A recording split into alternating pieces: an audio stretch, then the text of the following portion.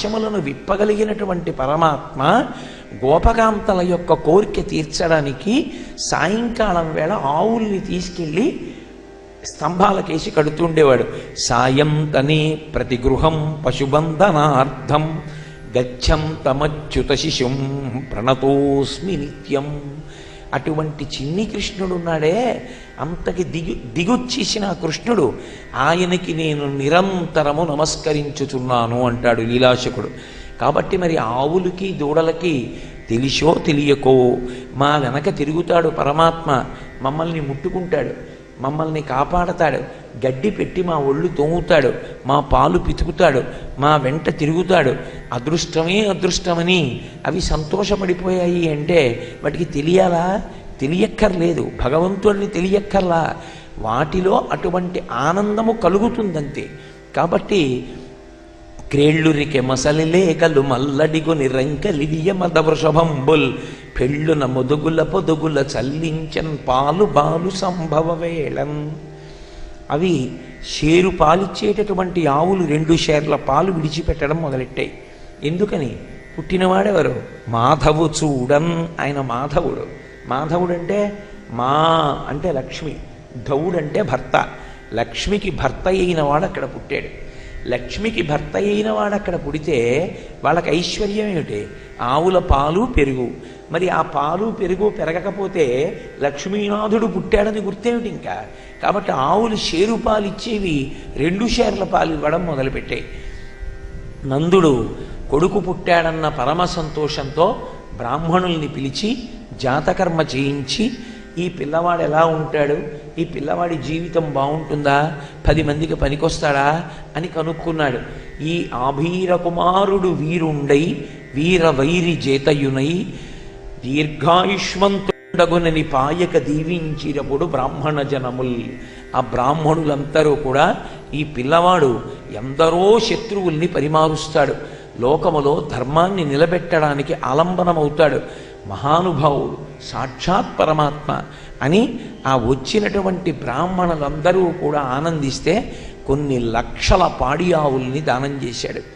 ఆ గోదానం అనేటటువంటిది, గోసేవ అనేటటువంటిది సామాన్యమైనటువంటి విశేషాలు కావు.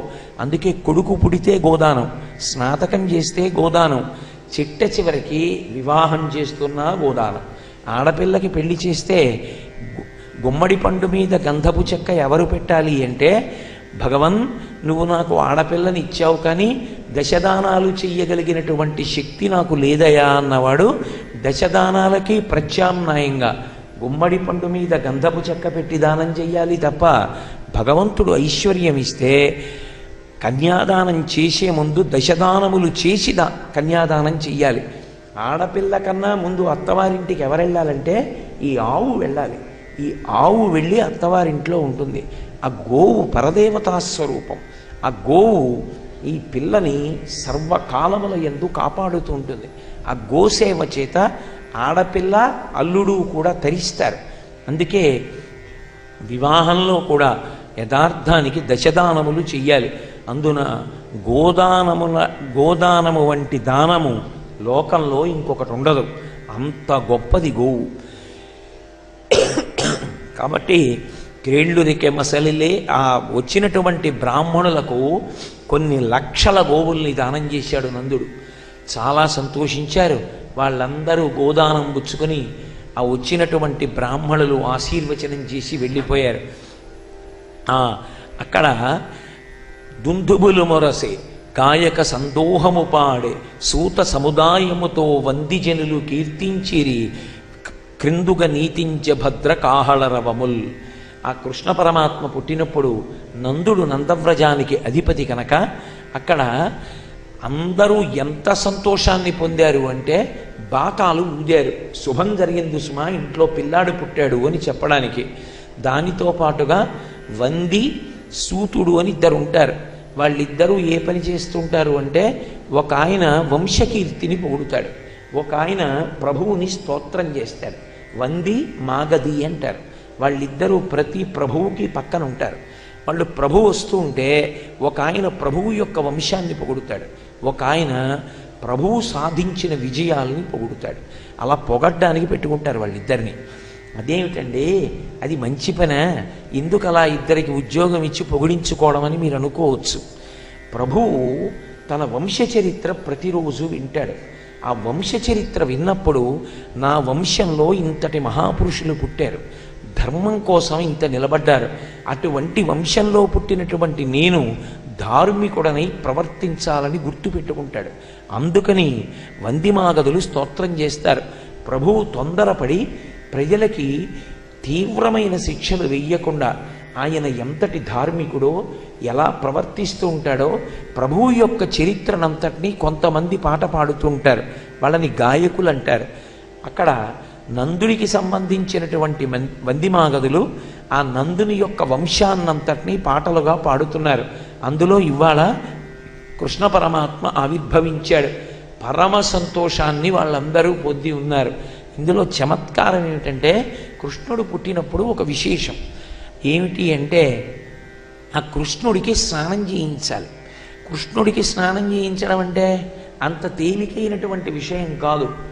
ఎందుచేత ఏదో బిడ్డని కన్న ప్రతి తల్లి పిల్లవాడికి స్నానం చేయించడం సాధ్యం కాదు. అది అమ్మమ్మకి మాత్రమే సంబంధించినటువంటి ఒక గొప్ప వరం. అప్పటికే అనుభవం పొంది ఉంటుంది కాబట్టి అమ్మమ్మ స్నానం చేయిస్తుంది. ఇంకా కొన్ని ఇళ్లలో అమ్మమ్మ కూడా స్నానం చేయించదు. దానికోసం ప్రత్యేకించి డబ్బు ఇచ్చి తీసుకొస్తారు. అలా స్నానం చేయించగలిగినటువంటి సమర్థత ఉన్న వాళ్ళని వాళ్ళు స్నానం చేసి ఉంటారని నమ్మకం ఏం ఉండదు. వాళ్ళ చీర మోకాళ్ళ పైకి పెట్టుకుని ఆ పిల్లవాడిని వాడి బుర్ర 2 తొడల మధ్యలోకి వచ్చేటట్టుగా పడుకోబెట్టి ఆ పసుపు తీసుకొచ్చి ఒళ్ళంతా నూనె రాసి పసుపు రాసి అప్పుడు నలుగు పెట్టి పిల్లవాడికి స్నానం చేయించేటప్పుడు లేపి పైన కూర్చోపెట్టుకొని ఆ తలకి అడ్డంగా ఇలా చేయి పెట్టి వాడు ఎక్కడ నీళ్లు పడిపోతే ఉక్కిరి బిక్కిరైపోతాడోనని ఇలా చేయి పెట్టి ఆ గంగాళంలో ఉన్న నీళ్ళోసారి చేయి పెట్టి చూసి పర్వాలేదు పిల్లవాడి వేడి తట్టుకుంటాడంటే పొయ్యమంటారు. ఆ నీళ్లు పొయ్యడం ఒక పెద్ద కళ. అవి చాలాసేపు పోస్తే పిల్లాడు ఉక్కిరి బిక్కిరైపోతాడు. ఆ నీళ్లు చక్కగా పొయ్యాలి. పోసిన తర్వాత స్నానం చేయించిన అమ్మమ్మో ఆ స్నానం చేయించిన స్త్రీయో ఆ చీర కొంగు చిన్న తిరి పెట్టి వాడి ముక్కులో పెడుతుంది. పెడితే వాడు హాట్యం తుమ్ముతాడు. ఆ 2 ముక్కులు తుడిచేసి ఆ చమాయింపు ఉంటే వాడికి పడిషం పడుతుందని అప్పుడు తీసుకొచ్చి పడుకోబెడతారు. ఆయన ఎవరు? సాక్షాత్ పరాత్పరుడు. ఆయన ఒంటి మీద చెయ్యి లక్ష్మీదేవి కూడా వేయదు. ఆదిన్ శ్రీసతి కొప్పుపై తనువుపై అంశోత్తరీయంబుపై పాదాబ్జంబులపై కపోలతటిపై పాలిండ్లపై నూత్న మర్యాదం చెందు కరంబు క్రిందకుట ఆపైనా కరంబుంటమే కాదే రాజ్యము గిజ్యమున్ సతతమే కాయంబు నాపాయమే అంటారు వామన చరిత్రలో. లక్ష్మీదేవి అంతటిది ఆయన మీద చెయ్యి వెయ్యదు. అటువంటి భగవానుడు గోపాల బాలుడిగా పుడితే స్నానం చెయ్యనటువంటి ఒక స్త్రీ తీసుకొచ్చి ఆయన్ని తొడల మీద పడుకోబెట్టుకుని బాలునికి నూనె తలయంటి పసుపు రాసి బోరు కాడించి హరిరక్షపలు పొమ్మటంచు జలములొక కొన్ని చుట్టి రాచల్లి దీవించి తొట్లనునిచి పాడిరయ్యు విదలెల్లా. అక్కడికి వచ్చినటువంటి ఆడవాళ్ళు ఆ పెద్ద ఆవిడ ఆ పిల్లవాడిని పడుకోబెట్టుకుని ఆయన వీపంతా పసుపు రాసేసి ఆయనకి నూనె రాసేసి ఆయన వీపంతా రుద్దేసి, చూడమ్మా నీ పిల్లాడికి రోమకళ ఎక్కువ, ఎన్ని వెంట్రుకలో వీపు మీద, ఈ వెంట్రుకలు చిన్నప్పుడే పసుపు పెట్టి ఊడిపోవాలి, లేకపోతే పెద్దవాడు అయ్యాక భల్లూకంలా ఉంటాడు అని ఆ పసుపు నూనె బాగా చక్కగా ఆ ఒళ్ళంతా రాసి ఆయనకి స్నానం చేయిస్తోంది. స్నానం చేయిస్తుంటే పోతన గారు అన్నారు, పలుతోయంబుల జగముల పలుతోయంబుల ముంచి బాసిల్లెడు ఆ పలుతోయగాడు పల్లవ లలనాకరతో ఎంబులందు చెలగుచుతడియన్ అన్నారు. ఆయన ఎవరు అసలు? ఆయన మహాప్రళయం ఏర్పడినప్పుడు ఈ లోకాలనన్నింటినీ కూడా ప్రళయ జలముల యందు ముంచేస్తాడు. కటిక చీకటి ఏర్పడిపోతుంది. తానొక్కడు రావి ఆకు మీద పడుకుంటాడు. అలా పడుకోగలిగినటువంటి పరమాత్మ ఇవాళ ఎంత కిందకు వచ్చేసాడంటే అసలు స్నానం కూడా చెయ్యనటువంటి ఒక స్త్రీ తన తొడల మీద ఆయన్ని పడుకోబెట్టుకుని ఆయనకి నూనె రాసి పసుపు రాసి ఆయనకి ఒళ్ళంతా స్నానం చేయించి కూర్చోబెట్టుకుని కాసింది నీళ్లు తీసి ఆయన బుర్ర చుట్టూ తిప్పి శ్రీరామరక్ష 1000 ఆయుష్ 1000 ఐదోతనం ఏదో నీ ఇంట పుట్టడు మనవల బుట్టి 2 బుట్టల ముని మనవల బుట్టి 3 బుట్టల ఇను మనవల బుట్టి ఇంతమంది ఓ బంధువులతో నువ్వు తిరుగుతుంటే చూసి అప్పటికి కూడా నేను పళ్ళు ఊడిపోయి సంతోషిస్తాను రాను ఓ నవ్వు నవ్వుతారు. అలా ఆయనకి ఆశీర్వచనం చేస్తోంది ఎవరు? బోరుకాడించి హరిరక్ష పొమ్మటంచు. పిల్లలకి శ్రీరామ రక్ష అంటాం, శ్రీహరి రక్ష అంటాం. ఆయన లోకములకు రక్షకుడు, ఆయనకి రక్ష పెట్టడం ఏమిటి? కానీ వాళ్ళకి తెలుసా పుట్టినవాడు కృష్ణుడని, పుట్టినవాడు పరాత్పరుడని? అది వాళ్ళు పొందినటువంటి మహద్భాగ్యం. వాళ్ళకి తెలియదు. కానీ ఆయనకి స్నానం చేయించి ఆయన చుట్టూ నీళ్లు తిప్పి బోరుకాడించి హరిరక్ష పొమ్మటంచు జలములొక కొన్ని చుట్టి రాతొట్ల నులిచి పాడిరయ్యు విదలెల్లా. వాళ్ళందరూ ఆయనతోటి చక్కగా ఆడుకుంటున్నారు. అలాగా ఆడుకుని ఆ జుట్టు ఉంటుంది కదూ, ఆ బుర్ర తొడవడం అదొక పెద్ద కళ. ఆయన తల మీద చెయ్యి పెట్టగలిగిన వాడు ప్రపంచంలో ఉంటాడా? అటువంటి వాడికో పలచటి బట్ట పట్టుకుని ఈ చెంపల దగ్గర నుంచి తుడిచేసి ఆ తలంతా తుడిచేసి అక్కడి నుంచి ఆయనకి సాంబ్రాణి వేసేసి ఆ జుత్తంతా ఆరిపోయిన తర్వాత చెవుల్లో తిరిపెట్టి ఆ చెవుల్లో ఉన్నటువంటి తడంతా తుడిచేసి అప్పుడు ఆయన్ని తీసుకెళ్ళి ఓ బట్ట కట్టి ఉయ్యాల్లో పడుకోబెట్టారట. లీలాశుకుడు కృష్ణకర్ణామృతంలో అంటాడు, ఏదైనా నీకే చెల్లిందయ్యా కృష్ణ. యద్రోమరంధ్ర పరిపూర్తి విధావదక్షౌ వారాహజన్మని బభూవ రమీ సముద్రాహ తం నామనాథమరవింద దళం యశోదా పాణిద్వయాంతర జలై సనపయాం బభూవా అన్నారు. ఆయన ఒకానొకప్పుడు యజ్ఞవరాహమూర్తిగా అవతారం తీసుకున్నాడు. యజ్ఞవరాహమూర్తిగా అవతారం తీసుకున్నప్పుడు మహాసముద్రంలోకి దిగాడు భూమిని పైకెత్తుదామని. సముద్రంలోకి దిగితే సముద్రంలో ఉన్న నీళ్ళన్నీ కూడా ఆయన రోమ కూపాల్లోకి వెళ్ళిపోయాయి. సముద్రంలో నీళ్లు లేవు. ఆయన తలెత్తి ఇలా అన్నాడు. అంటే ఆ తల మీద రోమకూపాల్లో ఉన్న నీళ్లు పైకి చల్లాయి. చల్లితే ఏదో పొద్దున్న రుక్మిణీ కళ్యాణంలో స్వామివారి పాదాలు కడిగిన నీళ్లు అందరి మీద చల్లినట్టు బ్రహ్మాది దేవతలందరూ కూడా ఆయన మించి వస్తున్న నీళ్లు మా తల మీద పడాలని వెళ్ళి ఇలా ఒంగుని ఆయన ఒంటి మీద నీళ్లు బ్రహ్మాది దేవతలు మీద పోసుకున్నారు. ఒక సముద్రం ఆయన దిగితే సరిపోలేదు ఆయన రోమకూపాల్లోకి. యద్రోమరంధ్ర పరిపూర్తి విధావదక్షౌ వారాహజన్మని బభూవ రమీ సముద్రాహ. వరాహావతారం స్వీకరించినప్పుడు నీ యొక్క రోమకూపాలలోకి ఒక సముద్ర జలాలు సరిపోలేదు. తం నామనాథమరవింద దళం యశోదా పాణిద్వయాంతర జలై స్నపయాం బభూవా. అదే పరమాత్మ చిన్ని కృష్ణుడిగా వచ్చినప్పుడు యశోద తన కాళ్ళ మీద పడుకోబెట్టుకుని ఇలా నీళ్లు తీసి బొజ్జ మీద పోస్తూ ఉంటారు.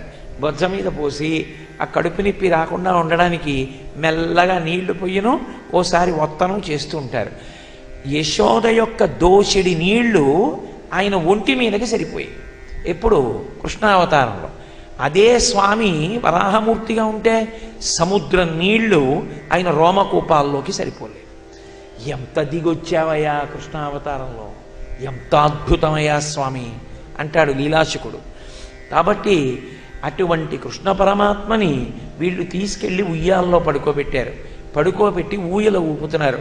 జోజో కమల దళేక్షణ జోజో మృగరాజ మధ్య జోజో కృష్ణ జోజో పల్లవకర పద జోజో పూర్ణిందు వదన జోజో ఎనచున్. పోతన గారికి సరస్వతీ కటాక్షం రామచంద్రమూర్తి అనుగ్రహం అలా పడ్డాయి పద్యాలు ఆయనకి. మనం పిల్లల్ని పడుకోబెడితే జో జో జో జో జో జో జో జో అంటాం. అందున పిల్లల్ని పడుకోబెట్టడంలో అనుభవం లేదు అని గుర్తు ఏమిటంటే పిల్లల్ని తిరగేసి పడుకోబెట్టడం. పిల్లల్ని పడుకోబెట్టడంలో అనుభవం ఉంది అని గుర్తు ఏంటంటే బోర్లా వేసేసుకుని కాలు మోకాలు మీద పిల్లాన్ని వేసుకుని ఆ మోకాలు ఇలా ఇలా ఇలా ఇలా ఊపుతూ వీపు మీద జో జో జో జో జో జో అని కొట్టేస్తే వాడు అని పాట పాడుకొని వాడు నిద్రపోతాడు. అలా ఆయన్ని తీసుకొచ్చి మోకాల మీద పడుకోబెట్టి వీపు మీద కొట్టేస్తున్నారు. వీపు మీద కొట్టి జోజో కమలదళిక్షణ జోజో మృగరాజ మధ్య జోజో కృష్ణ జోజో పల్లవక రపద జోజో పూర్ణేందు వదన జోజో యనచున్. సింహం వంటి నడుము ఉన్నవాడా, పల్లవమైనటువంటి చేతులున్నవాడా, జోజో కృష్ణ అంటూ ఆయనకి జో కొట్టారు. పడుకోడు. ఏమిట్రా, నేను ఒకానొకప్పుడు మందర పర్వతాన్ని వీపు మీద మోశాను క్షీరసాగర మథనంలో. దేవతలు దానవులు కలిపి ఆ మందర పర్వతాన్ని తిప్పారు. అప్పుడు కూడా నా వీపింత బాధపడలేదు. కానీ ఏమిటి కృష్ణావతారంలో ఈ గోపకాంతలు ఇలా కొట్టేస్తున్నారేంటి వీపు మీద అనుకున్నాడు. ఏమిటమ్మా యశోద, ఎంతకీ పడుకోడు నీ కొడుకు, ఎంతసేపని ఊపం కాలు నిప్పెడుతోందని మళ్ళీ ఇంకొక ఆవిడ వచ్చి ఆ వీపు మీద ఆ భుజం మీద పడేసుకొని ఇలా చేత్తో ఎత్తుకొని జో జో జో జో జో జో జో జో అని కొడుతోంది. ఏది ఇంత ఆడించి ఇలా ఎత్తి చూడడానికి ఉండదు. ఇంకొకళ్ళని పిలుస్తారు.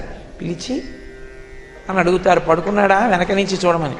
ఏం పడుకున్నాడు, పత్తికాయల్లా కళ్ళేసుకు చూస్తున్నాడు. నువ్వు జో జో అనడమే సరిపోయింది. అమ్మ నాయనో ఇదేం పిల్లాడమ్మా అన్నారు. ఉయ్యాల్లో పడుకోబెట్టారు. ఊపారు. ఇలా ఇలా ఇలా ఇలా గుంజారు. ఏం చేసినా పడుకోడు. వీపు మీద జో కొడుతూనే ఉన్నారు. ఆయనకి అర్థం కాలేదు ఇంత సర్వజ్ఞుడికి. ఎందుకురా ఇలా కొడతారు నన్ను వీళ్ళు, జో జో జో జో అంటారేమిటి, ఏం చెయ్యాలి నేను అంటే నాకు అర్థం కావట్లేదని ఆలోచించాట. అప్పుడు జ్ఞాపకం వచ్చింది. లోకములు నిదురపోవగత నిదురింపని శుభగుడు రమణుల్ జోకొట్టి పాడ నిదురం గైకొను క్రియనూరకుండే కను తెరవకయున్. ఈ లోకంలో ఉన్న వాళ్ళందరికీ ఓ పెద్ద అనారోగ్యం. రాత్రి అయ్యేటప్పటికీ పడుకుంటారు వీళ్ళు. అప్పుడు నేను లోపలుండి అంతర్యామిగా ఉండి వీళ్ళని కాపాడుతూ ఉంటాను. వీళ్ళు పడుకుంటారు, నేను పడుకోను. నాకు నిద్ర లేదు. నేను ఎప్పుడూ కళ్ళు తెరిచే ఉంటాను. లోకాల్ని చూస్తూ ఉంటాను, కాపాడుతూ ఉంటాను. మీరు నన్ను మాట అడగచ్చు, మరి అదేమిటండి శయని ఏకాదశి అని ఉంది కదా, 6 నెలలు పడుకుంటాడు కదా ఆయన అని. ఆయన ఏం పడుకోడు. నిద్రాముద్రాం నిఖిల జగతి రక్షణే జాగరూకం. కళ్ళు మూసుకుని బాగా మన లోపలకి తాను లోపల నుండి చూస్తాడు వీడు ఎలా అనుష్ఠానం చేస్తున్నాడని. అందుకే దక్షిణాయనంలో పడుకుంటాడు. దక్షిణాయనం ఉపాసనా కాలం కాబట్టి కృష్ణ పరమాత్మ ఆలోచించాట, ఓహో ఈ లోకంలో ఉన్న వాళ్ళకు దిక్కుమాలిన అలవాటు ఉంది. వీళ్ళు మాట్లాడితే ఉపన్యాసంలో నిద్రపోతారు, రైల్లో నిద్రపోతారు, బస్సులో నిద్రపోతారు, ఇంట్లో నిద్రపోతారు, ఎప్పుడూ నిద్రే. నన్ను కూడా అలా పడుకోమని కొట్టేస్తున్నారు. కాబట్టి కాసేపు నేను నిద్రపోకపోయినా కళ్ళు మూసుకుని ఊరుకుంటే అమ్మయ్య పడుకున్నాడని నన్ను వదిలేస్తారని కన్ను తెరవకయున్. ఆయన కళ్ళు తెరవకుండా నిద్రపోయిన వాళ్ళ కాసేపు ఊరుకున్నట్టు. అమ్మయ్య యశోదా నీ కొడుకు పడుకున్నాడమ్మా అని ఆ ఉయ్యాల్లో పడుకోబెట్టేసి ఈ గోపకాంతలందరూ సంతోషంగా వెళ్ళిపోయారు. ఇప్పుడు మీరు నాకు ఒకటి చెప్పండి, నేను మీకు భాగవతంలో 10వ స్కంధం నుంచి కృష్ణ జననము, కృష్ణుడు పడుకోవడం, కృష్ణుడికి నీళ్లు పోయడం, ఇది నేను చెప్తున్నప్పుడు ప్రత్యేకించి ఆడవాళ్ళందరికీ కూడా మీకు కృష్ణుడికి స్నానం చేయించిన అనుభూతి మీ మనసులో ఎక్కడో దర్శనం అవుతోందా లేదా? అదే కావాలి వ్యాసుల వారికి, అదే కావాలి పోతన గారికి. అలా లీలామాత్రంగా ఒక్కసారి దర్శనం చేసినంత మాత్రం చేత ఆయన పాద స్పర్శ మనసుకి తగిలితే కోట్ల జన్మలుగా చేసుకున్నటువంటి పాపములు విరిగిపోతాయి. భగవంతుని యొక్క అనుగ్రహం చేత ధార్మికమైనటువంటి జీవితం వైపుకి మనసు మళ్ళుతుంది. అందుకొచ్చింది కృష్ణ భగవానుడి యొక్క అవతారంలో ఇన్ని లీలలు రావడానికి కారణం అది.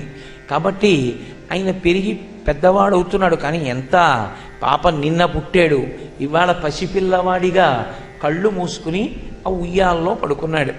నేను మీతో మొన్న మనవి చేశాను, కంసుడు దేవకీ వసుదేవుల దగ్గరికి వెళ్ళి, ఏమిటి బావా పిల్లల్ని చంపేవాడిని నేనా? కర్మ ఎవరు చేసుకున్న కర్మ ప్రకారం అలా జరుగుతుంది, భగవంతుడు వెనక నుండి నడిపిస్తున్నాడని మెట్టవేదాంతం చెప్పి దేవకీ వసుదేవుల్ని కారాగారం నుంచి విడుదల చేశాడు.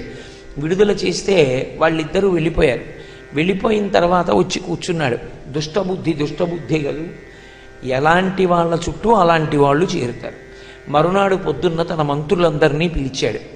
ఏరా, నిన్నటి రోజున ఆ యోగమాయని నేను చంపేద్దామనుకుని దేవకీదేవి దగ్గర నుంచి ఆడపిల్లని లాగి రాయి కేసి కొట్టాను.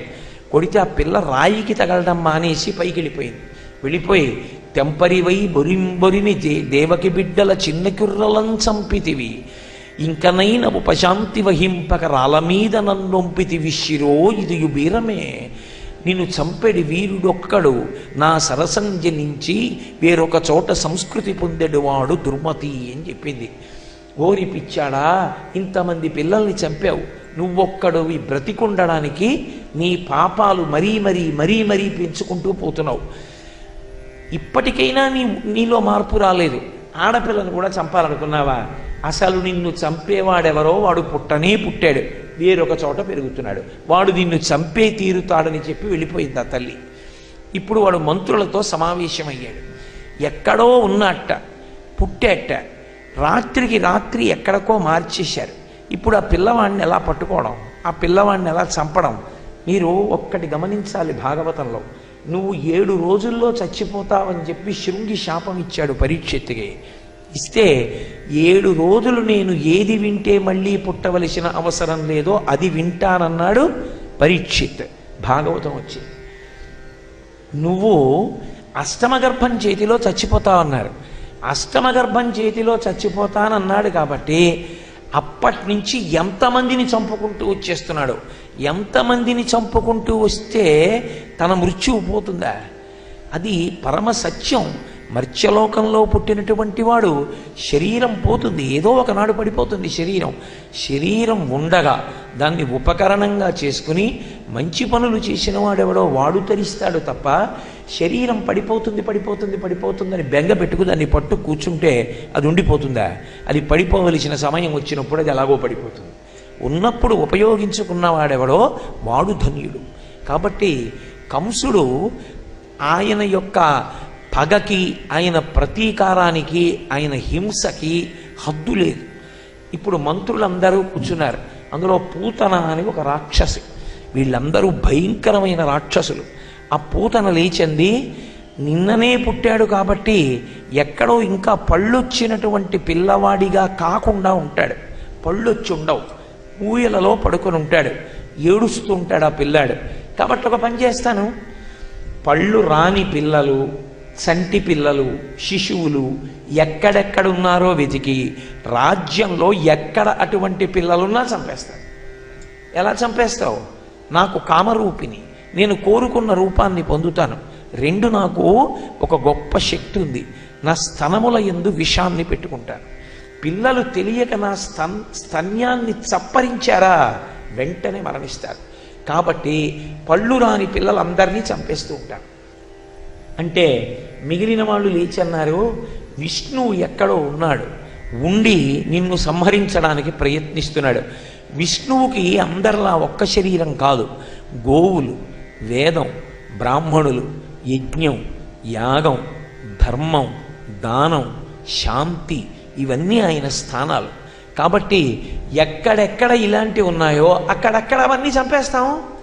గోవు కనపడితే చంపేస్తాం, ఋషులు కనపడితే చంపేస్తాం, భక్తులు కనపడితే చంపేస్తాం, వేదాలు కనపడితే చింపేస్తాం, యజ్ఞం కనపడితే తిరగదోసేస్తాం. కాబట్టి ఇలా చేసేస్తాం. పూతనేమో పిల్లల్ని చంపేస్తుంది. ఎక్కడుంటే మాత్రమే విష్ణువు చనిపోతాడు. విష్ణువుని చంపడం వీడి తరమా? అది విర్యాలోచన అంటే. రాక్షసత్వము అన్న మాటకు అర్థం ఏమిటంటే తాను శరీరంతో ఉండిపోవాలని కోరుకోవడం, అదే రాక్షసత్వం.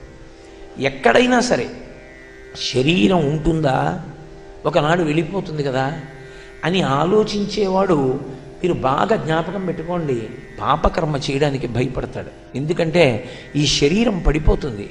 జీవుడు జవాబు చెప్పుకోవాలి. ఎందుకు చేశావు ఈ పని అడిగితే పరమేశ్వరుడు నీకు మనుష్య శరీరం ఇచ్చానుగా, ఒకరికి ఉపకారం చేయకపోగా ఎందుకు చేశావు నువ్వు ఈ పాపపు పని అని అడిగితే నేనేం చెప్పాలి? ఉండిపోతానా ఈ శరీరంతో? ఇంకో 15 ఏళ్ళు ఉంటాను, 20 ఏళ్ళు ఉంటాను, పడిపోతుందిగా శరీరం. ఎన్నాళ్ళు 15 ఏళ్ళు 20 ఏళ్ళు అంటే? నా పిల్లలు పుట్టినప్పటికీ ఇప్పటికీ వాడికి 25 ఏళ్ళు వచ్చి పెళ్లి చేశాను మొన్న. అంటే నా కొడుకు పుట్టి పెళ్లి చేసినంత కాలం 25 ఏళ్ళు తిరిగిపోయింది. ఇంకో 15 ఏళ్ళు ఎంతలో తిరిగిపోతుంది. తిరిగిపోయిన తర్వాత నేను ఈశ్వరుడికి జవాబుదారీ కదా, నేను ఎందుకు చెయ్యాలి ఈ పని? వద్దులే, మళ్ళీ ఆయనకి చెప్పుకోవడం కష్టం. నిజమే ఈశ్వర తప్పు చేశానని చెప్పాలి. వద్దు, చెయ్యొద్దంటాడు. మృత్యువును అంగీకరించినటువంటి వాడు తప్పు చెయ్యడు. మృత్యువును అంగీకరించని వాడు రాక్షసుడవుతాడు. నేను బతికుండాలి, అందరూ చచ్చిపోవాలి. అదే రాక్షసత్వం అంటే. అందుకే వెదకి వెదకి దైత్యవీరులు సాధుజనుల హింసింపంగా వారి యశము, ధనము, ధర్మంబు, ఆయువు, కీర్తియు ఆర్యహింస చేత ననుగు కాదే. మహాత్ములు పెద్దలైనటువంటి వాళ్ళ జోలికెళ్ళి గోవుల్ని బాధ పెట్టడం, ధర్మాత్ముల్ని బాధ పెట్టడం, భక్తులైన వాళ్ళని బాధ పెట్టడం లాంటి పనులు చేస్తే ఏకకాలమునందు ఇవన్నీ పోతాయి. కీర్తి పోతుంది, ఆయుర్దాయం పోతుంది, ఉన్నతలోక వాసం పోతుంది, ధనం పోతుంది, అన్నీ పోతాయి. కాబట్టి ఇప్పుడు ఏం చేశాడు? వెళ్ళి మీరు ఋషుల్ని, గోవుల్ని, యజ్ఞాలని, యాగాల్ని భంజించండి. కొంతమందిని పంపాడు. నిన్నటికి నిన్న దేవకీ వసుదేవుల కాళ్ళ మీద పడ్డాడు. ఇవాళ అందరినీ పంపాడు. పూతనని పిలిచాడు. ఓ పూతన, నువ్వు బయలుదేరి పళ్ళు రాని పిల్లలందరినీ సంహరించు. ఇప్పుడు ఆ పూతన ఆకాశంలో వెడుతూ చూస్తుంది. ఏ ఇంట పసిపిల్లవాడి ఏడుపు వినపడుతోందని. పిల్లవాడి ఏడుపు వినపడిందంటే కిందకి దిగి వస్తుంది. వచ్చి అకస్మాత్తుగా ఇంట్లోకి వెళ్ళి ఆ పిల్లవాడిని ఎత్తుకుని ఒళ్ళో పడుకోబెట్టుకుని తన స్తన్యం ఇస్తుంది. పిల్లవాడు తెలియక కానీ ఆ పూతనా స్తన్యాన్ని నోట్లోకి తీసుకున్నాడా, చచ్చిపోతాడు వెంటనే. అలా కొన్ని వేల మంది పిల్లల్ని చంపేసి నందవ్రజం మీదకి వచ్చింది. నందవ్రజం మీదకి వచ్చేటప్పటికి నందుడి ఇంట్లో చిన్ని కృష్ణుడి యొక్క ఏడుపు వినపడింది. ఓ, ఇక్కడ ఓ పిల్లవాడు ఉన్నాడు, వీడికి పడలేదు కాబట్టి వీడిని చంపేయాలనుకుంది. ఆమె కామరూపి, కోరుకున్నటువంటి రూపాన్ని పొందేస్తుంది. వెంటనే లక్ష్మీదేవి ఎంత అందంగా ఉంటుందో అంత అందమైనటువంటి రూపాన్ని ధరించింది. పాపం ఈ గోపాల బాలురు అమాయకులు. మీరు పల్లెటూళ్ళల్లో ఎప్పుడైనా చూశారో లేదో నాకు తెలియదు. చిన్న చిన్న పల్లె పట్లకి వెడితే వాళ్ళందరూ వీధుల్లోకి వచ్చి ఎవరైనా కొత్త వాళ్ళు వస్తుంటే ఎవరి కోసం బాబాయ్ అని ఎంతో ప్రేమగా పలకరిస్తారు. వాళ్ళందరూ బయటికి వచ్చి చూసి అనుకుంటున్నారు, ఇదేమిటి మన నందవ్రజంలో ఇలాంటి గోపకాంతను మనం ఎప్పుడూ చూడలేదే, సాక్షాత్తు లక్ష్మీదేవిలా ఉంది అని సిరిమమ్ముం బ్రతకంగ చూచుటకొనై శృంగార వేషంబుతో నరుదేనోపు నటంచు గోపికలు జిహ్వల్రాక మోహించి